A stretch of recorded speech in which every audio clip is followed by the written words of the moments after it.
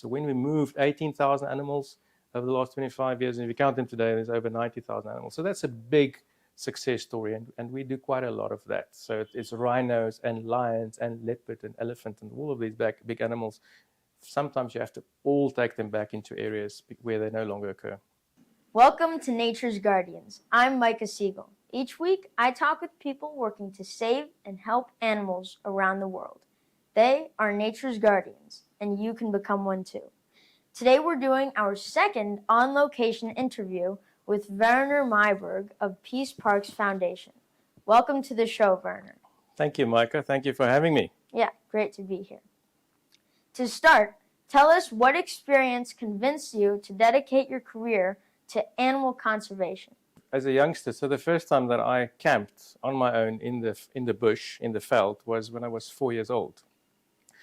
And I've done that from a very, very young age, where I always just wanted to be in nature, and I had my BB gun and my dog, and I was as happy as can be. So that was from a young age what I like to do. And I always remembered my parents said to me, you know, why don't you, there's no money in nature conservation. So if you're going to do that as a career, you're never going to make any money. Why don't you become a doctor or a pilot or something else? And I never, ever was interested in anything else. So it's always been my passion, and up until today, it's my passion. Tell us about your first job in nature conservation. So my first job, believe it or not, is the same job that I'm still in today, 25 years later, and that's with Peace Parks Foundation. So when I finished varsity, I took a gap year, like a lot of youngsters do. And so after 4 years at university, I went and I toured through Africa for a year.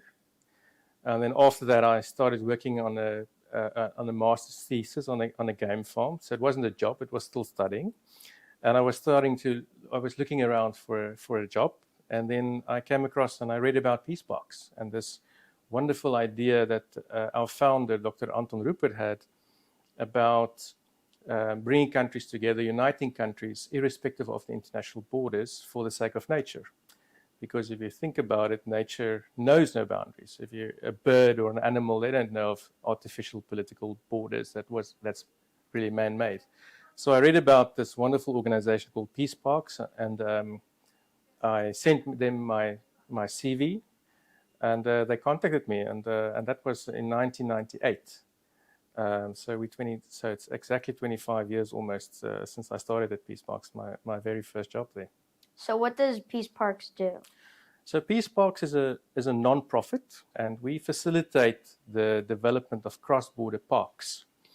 So in the world, there's about 600, 700 national parks that lies on the borders with other countries.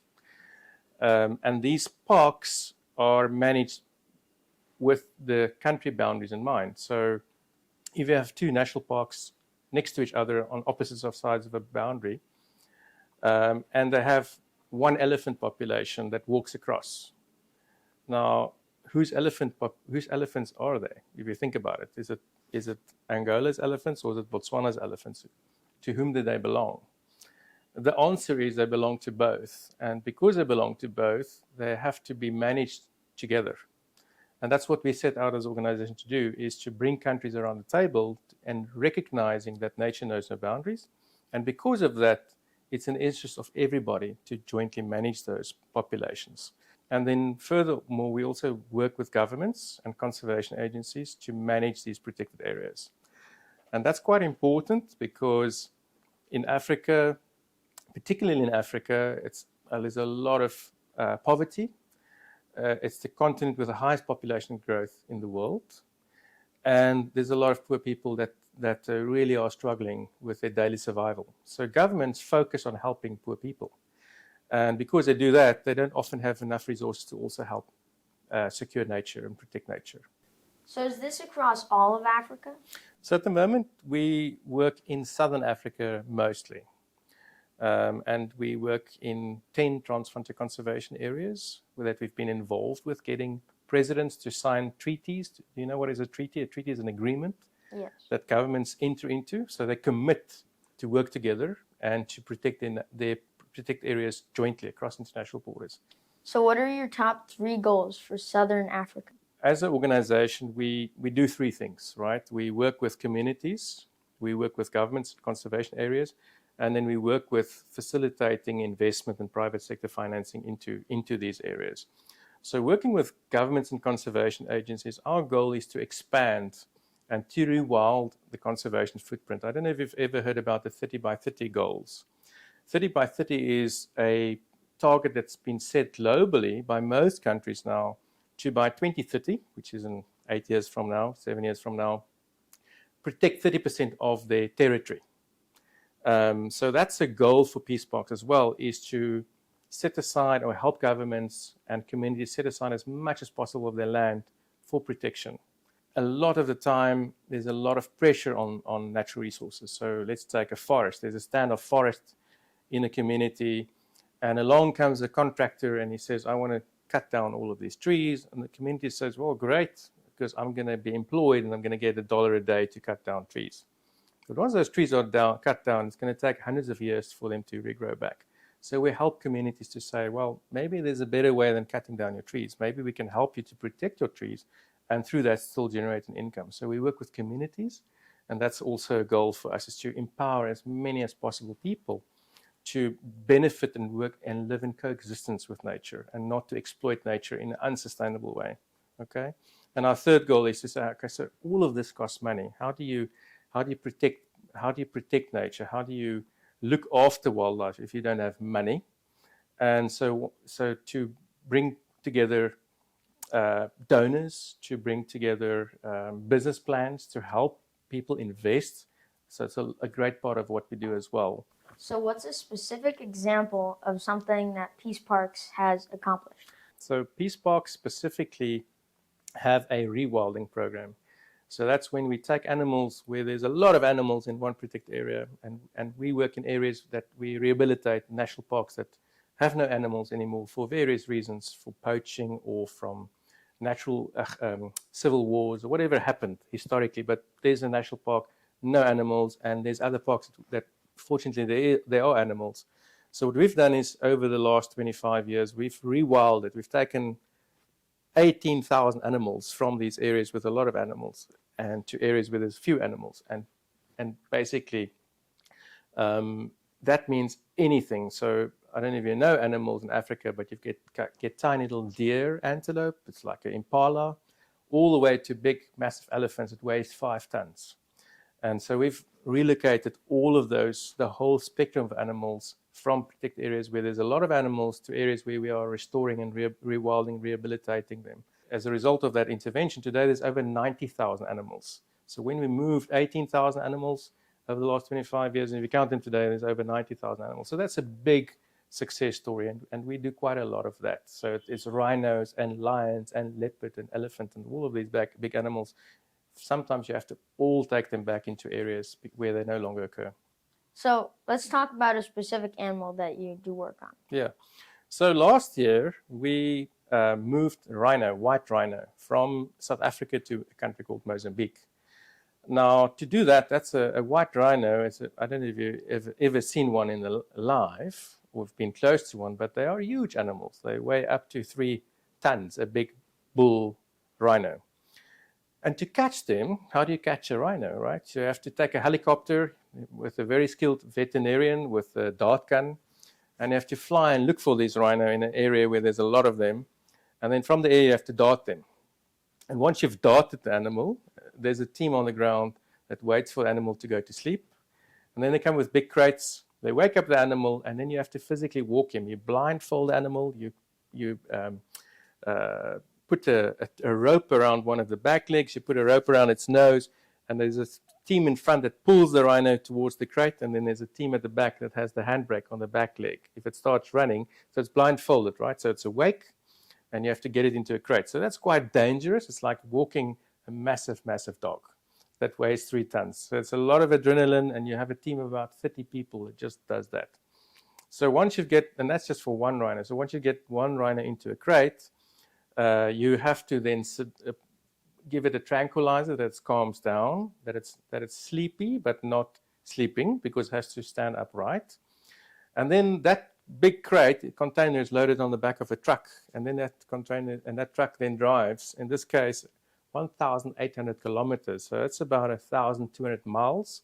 It's the longest translocation ever undertaken, and then once the animal gets to this new home, in this case it was in North National Park in Mozambique, we put them into a boma to see if they are fine. A boma is just an enclosure to see if they are still healthy, if they need any veterinary support. You leave them there for a couple of days just to see if they're okay, and then you open the gates and then they walk into the larger park. So a whole exercise and operation like that, in this case, can take months of planning, of getting permits to be able to move it across an international border, months of planning to get the right place where you're going to capture a rhino, and then eventually it takes 3 or 4 days to drive them from the one location to another location. And all of this is done by a crew of about 50 people. It's extremely expensive, but that's just the easy part of it. So once it's there, and I don't know if you know much about rhino, but they are one of the most threatened species in the world because they're killed for their horn, for medicinal purposes mostly. So you have to really be able to look after the animal once you've released it. So in the North National Park, we've got a whole team of people that just does that. They look after the rhino day and night, and there's helicopters and dogs, and they make sure that the rhinos are safe and in an environment where they can be productive and healthy, and then breed up the population. So for the first time, for example, if you take the white rhino species, actually 2022 was the first time that the animal numbers have slightly increased. But overall, 100 years ago, there was hundreds of thousands of rhino. When I was born in the early 70s, 1973, for example, black rhino, there was about 55,000 black rhino left. But in 1993, when I started studying at university, there was only 2,500 black rhino left. So they've been severely poached, and they almost went extinct. Today, there's about 6,000 animals. So what we are doing by relocating them to new areas that are safe, where they can multiply, is one way how to conserve a species, is by giving them new areas where they're safe. And that's a lot what the Peace Box does. We do a lot of that, and we typically call it rewilding. How many rhinos did you move to Mozambique that way? So the last 2 years, we've moved 37 rhino to Mozambique. And that might not seem a lot, but if you see how much it takes to move one rhino, it's a massive operation. And our plans are to continue to do that, is to move rhinos to areas where they are safe. So is the rhino standing up on the truck while the truck is driving? Yeah, the rhinos stand up. They stand and sleep. They can lie down. The youngsters lie down for sure. And sometimes the adult animals lie down as well. But what we found is also it's a tough journey for them. It's not easy for animals because they're in a stressed environment. They don't necessarily drink water or eat. So they are quite weak after 3 or 4 days worth of traveling. And that's the sad part of what we have to do sometimes, is we have to put animals under a lot of stress to save them, to be able to take them to new areas. It's quite stressful, but we don't have always an alternative. In this instance, the rhinos where we moved were very threatened, and they were being poached by poachers. So it was better to move them from there to a new park where they were safer. So how much money does each rhino moving cost? Well, it's a good question. It depends on how far you move them. But typically, you would look at around somewhere between $2,000 and $10,000 to catch one rhino and move it. And you've done this with 18,000 different variety of Exactly. animals. So, can you imagine? Yeah, that is a lot of work. That's a lot of work, yeah. So how does the rhino relocation worked out so far overall? I mean, the first thing that one has to assess whether it's been successful is, are they safe, and have they been poached by poachers? And they have not, touch wood. So we're quite happy about that.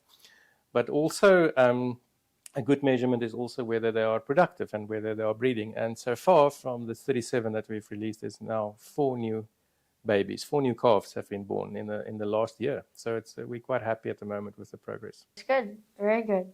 Have you ever moved any giraffes? Yes, we've moved lots of giraffe. That's also a very, very difficult animal to move.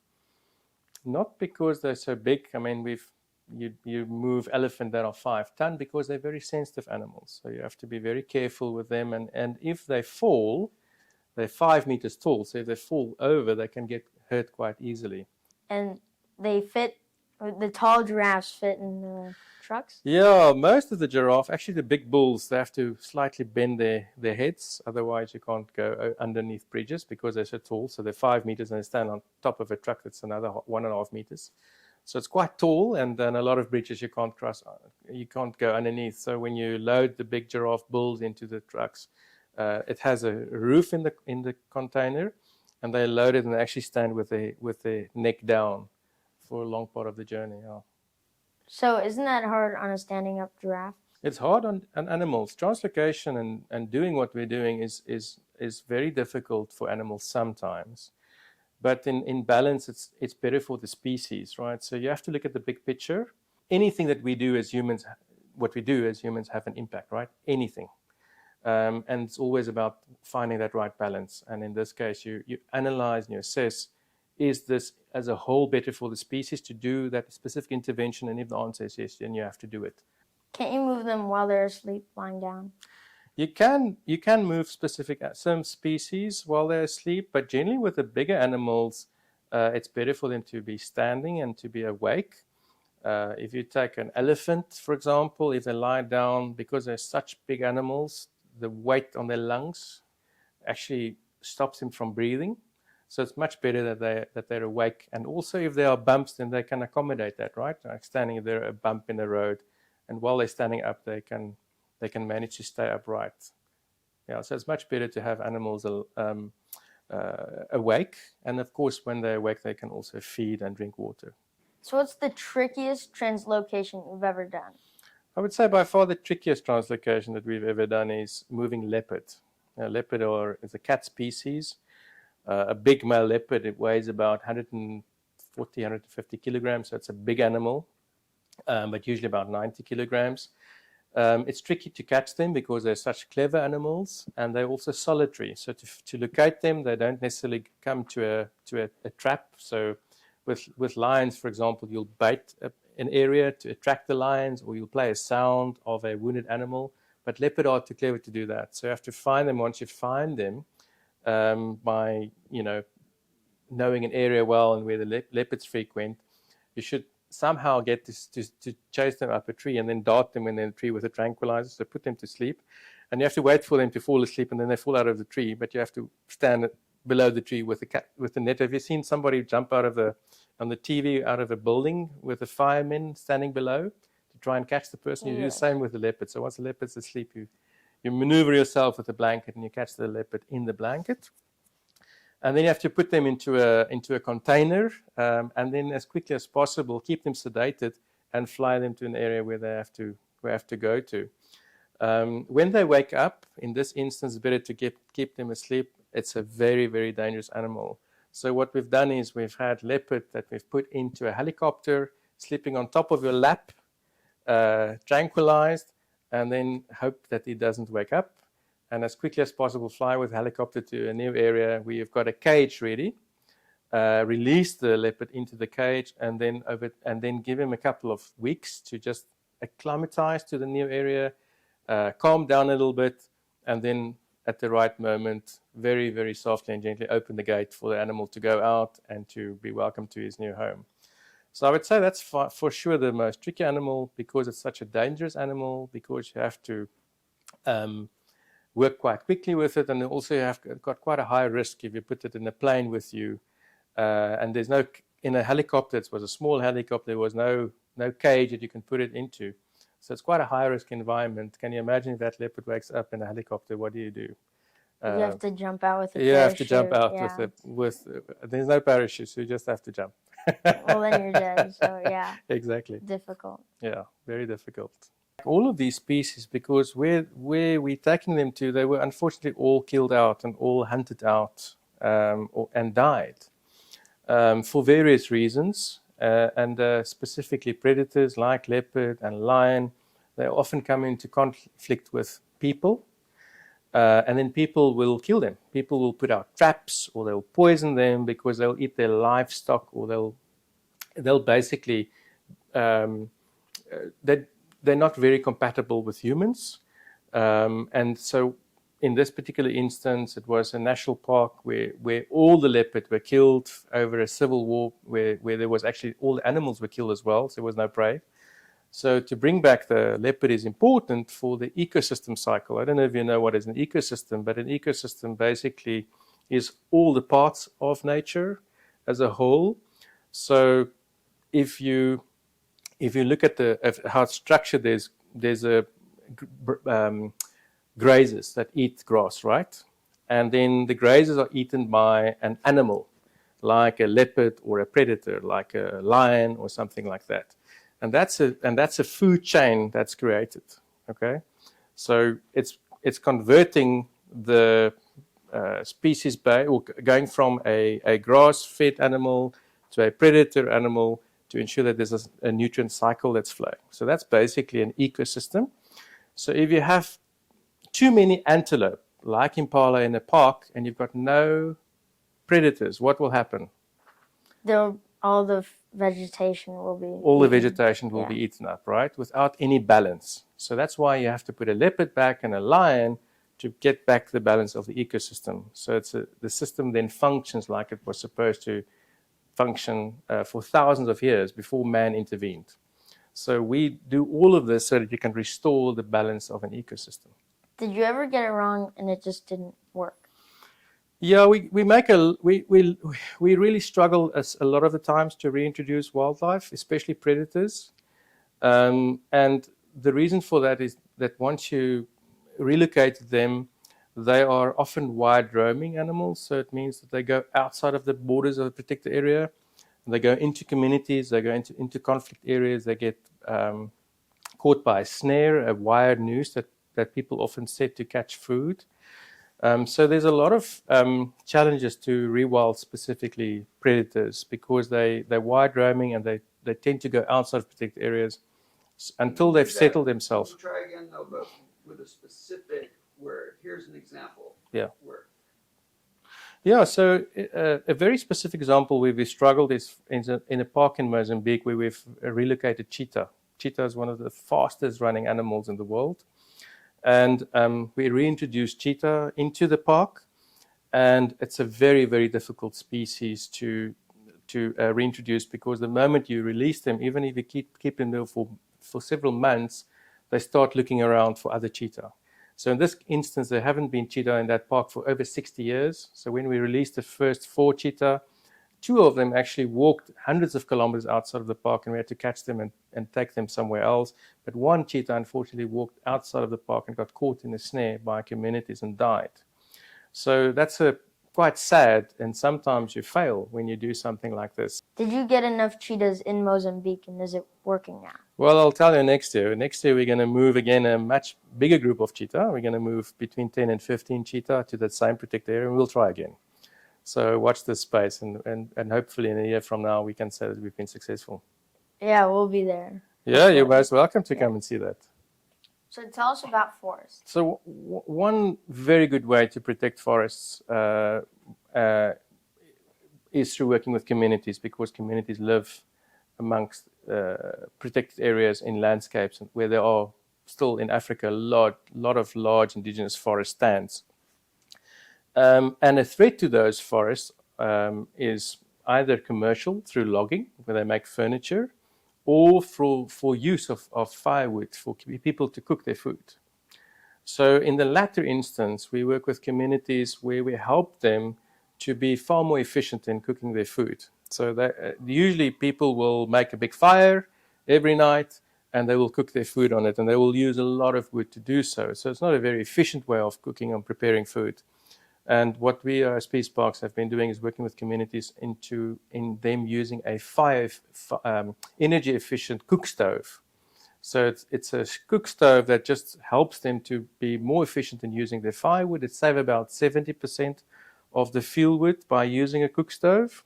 And it's a very focused flame, so it's a hot flame using a lot less fuel. So that's a very basic principle of that. And then we help communities to get access to those cook stoves.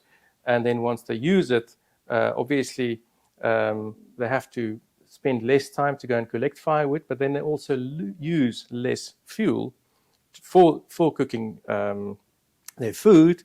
So in the end, it's got a very positive impact on the amount of forest used for cooking, for example. So, what do you do to help animals migrate? So what Peace Parks does is really to create these corridors or to create this interconnectivity between protected areas. That's our core business. And the very first thing that we have to do is to look at if there's any physical man-made boundaries. So, for example, there was a big fence between Kruger National Park in South Africa and a park in Mozambique called Limpopo. And the fence between those two areas were dropped. So the moment that fence were removed, animals can start moving freely. So that's a direct park-to-park where they connect. But when there's a corridor, one of the best ways, and the corridor can be hundreds of kilometers, one of the best ways to do that is to create a safe space for animals. And how do you do that?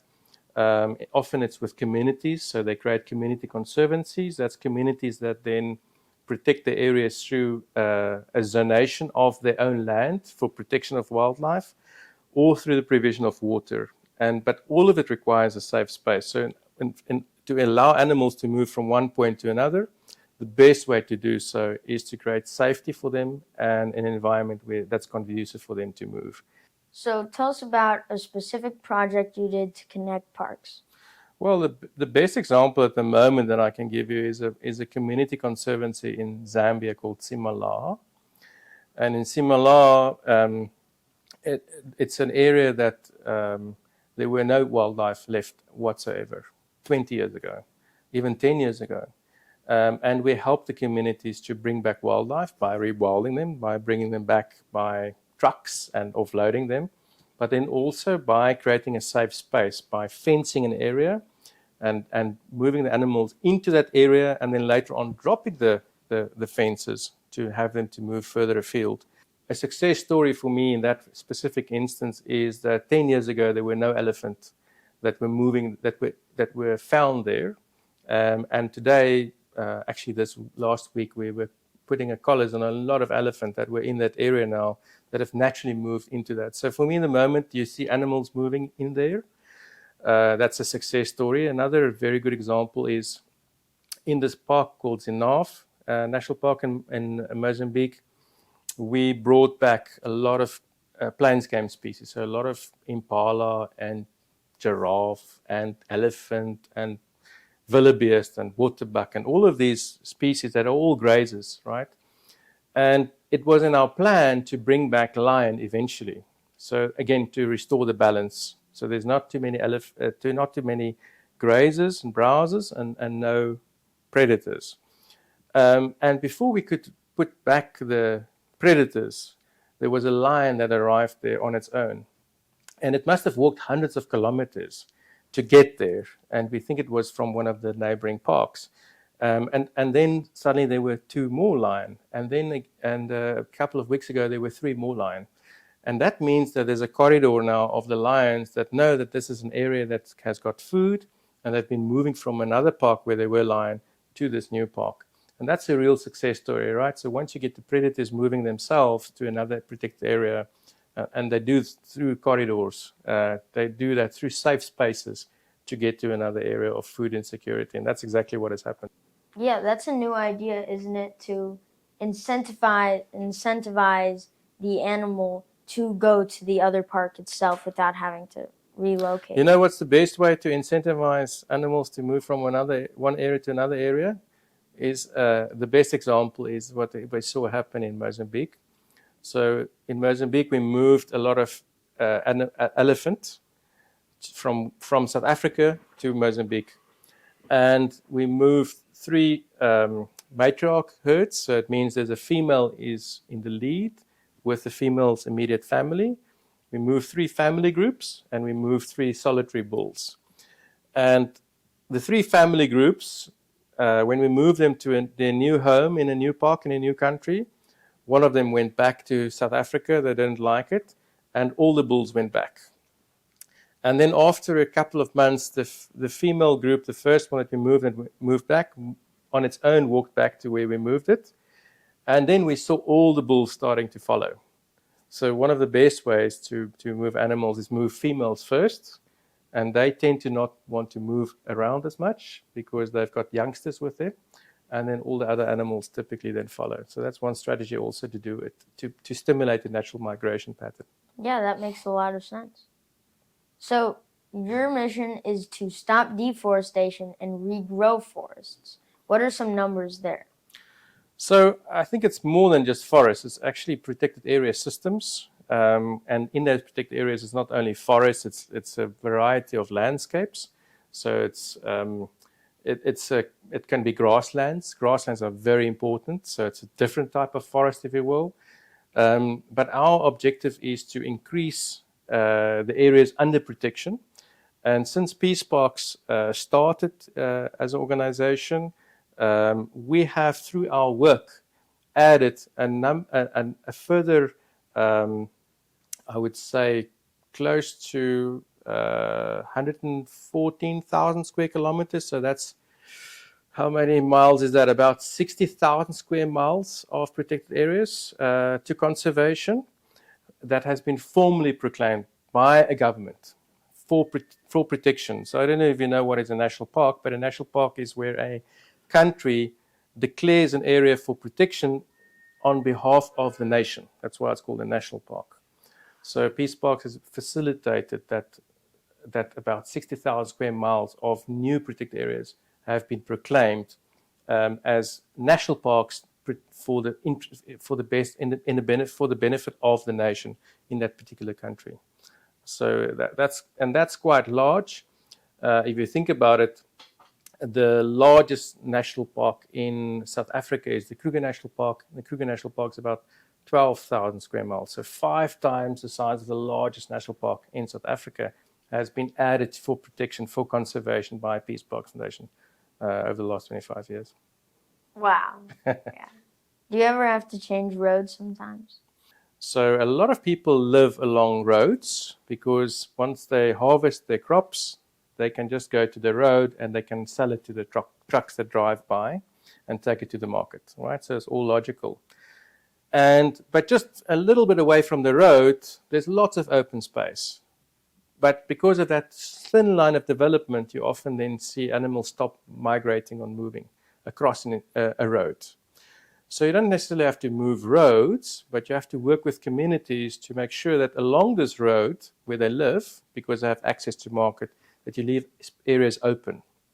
And typically 5 to 7 kilometers as a minimum is a good space for animals then to still traverse across the road from one area to another. So that's what we typically do, is you don't have to necessarily move the road, but you have to work with communities to keep areas open along a road that animals can move over it. So what do you do about war zones or conflict? In our journey as Peace Parks Foundation, it's often not understood how difficult it is to restore a protected area. So which is what our core business is. And there was one park in Mozambique after the Civil War.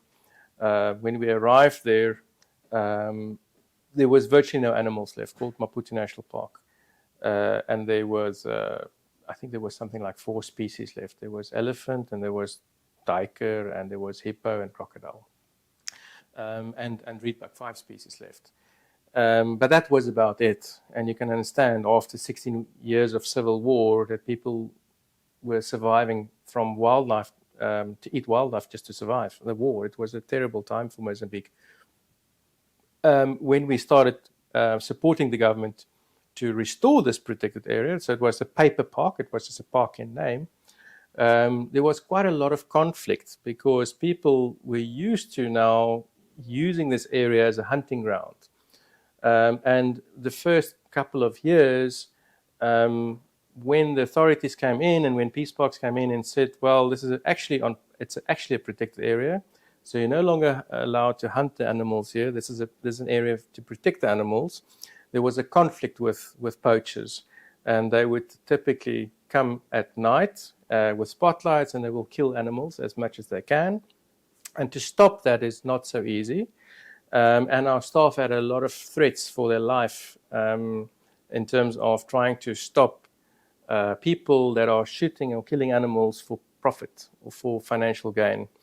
So whether it's poaching rhino or shooting animals for meat that they sell in restaurants, it's a big challenge. Or also even cutting down trees without the right permits and permission, and they'll cut down all the trees. So that's what typically we find we get into a lot of conflict is people that are exploiting for their own greed, nature, to line their own pockets to the detriment of humanity and to the detriment of nature. And then an organization like Peace Parks stands in the way. And that's sometimes quite dangerous without going into too much of the detail. And the only way you can do that is to make sure that your staff are safe and that they are protected themselves, because they get a lot of threats. And we are in the long-term game in conservation. This is not a short-term solution.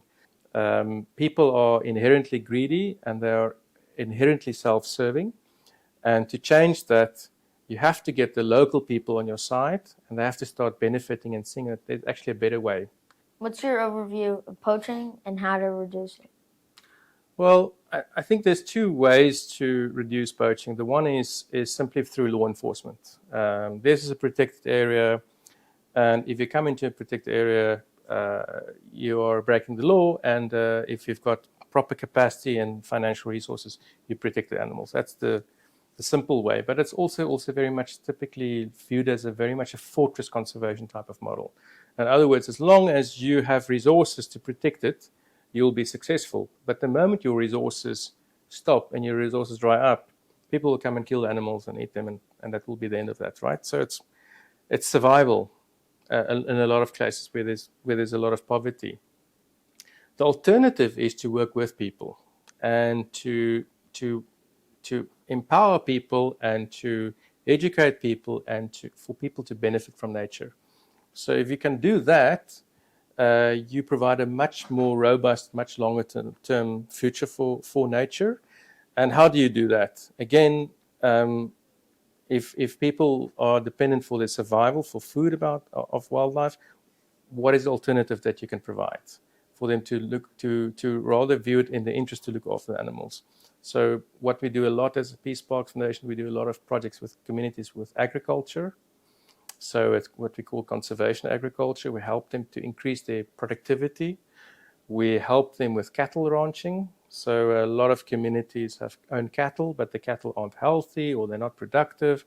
And they also graze an area that in the end is not sustainable. So it's a lot of overgrazing. So helping them to improve the way that they graze, what's called climate smart agriculture, cattle ranching, to improve the way that they graze their livestock. So we've got a program called Herding for Health that helps communities to improve their livestock health and the health of the environment. So there's multiple ways, but ultimately it's providing a whole range of alternative income streams, which can range from tourism to agriculture, to carbon financing, to ecosystems financing, to biodiversity credits, whatever it is.